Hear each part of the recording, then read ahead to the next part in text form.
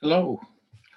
What I'd like to address today is equal rights, the topic of equal rights.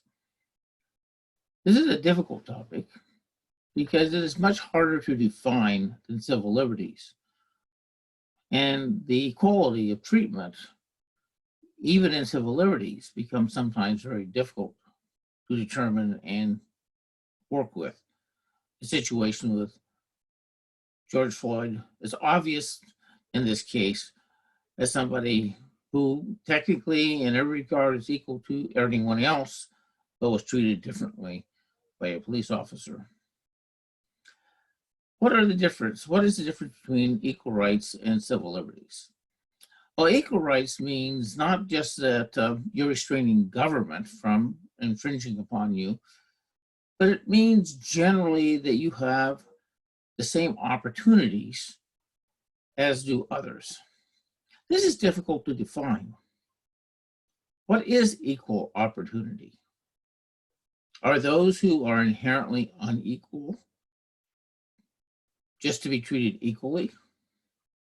I mean, kind of give you a kind of strange but hypothetical example. Let's say I'm competing against Jamal and we're trying to get a scholarship, and we're informed at the last minute we need to show up at the track at San Joaquin Delta College. I drive over there, get there at 10:30, and the meet starts at 11. By the time he catches all the buses coming from South Stockton, he's exhausted. And yes, technically, we're both starting on the starting line at the same time. We're both running the same distance. Now, what chance does he have if he's already exhausted compared to somebody who is not? This makes it just very, very difficult.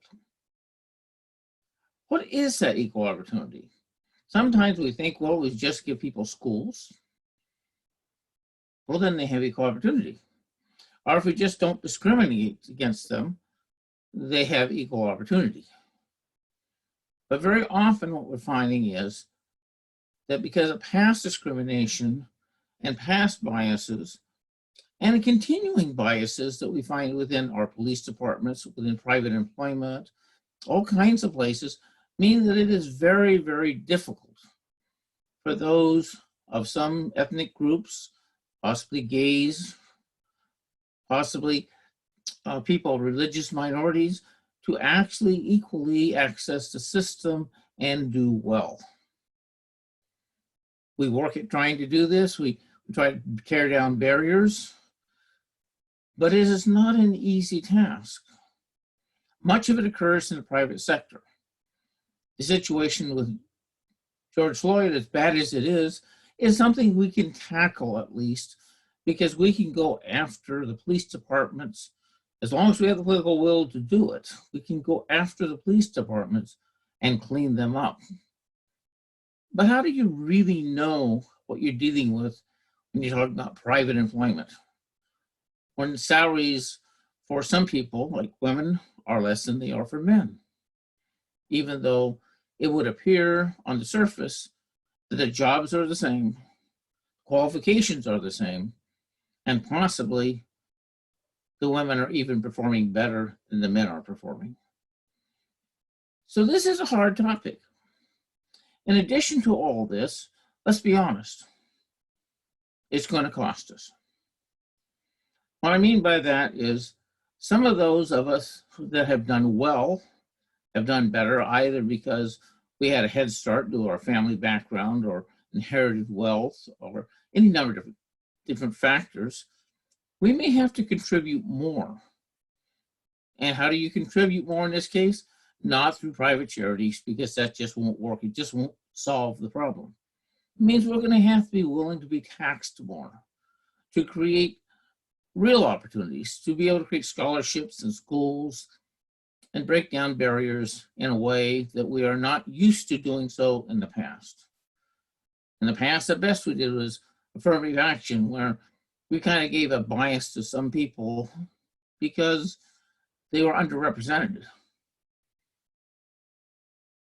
But it was, again, just pushing it off in the private sector where it really isn't easily controlled.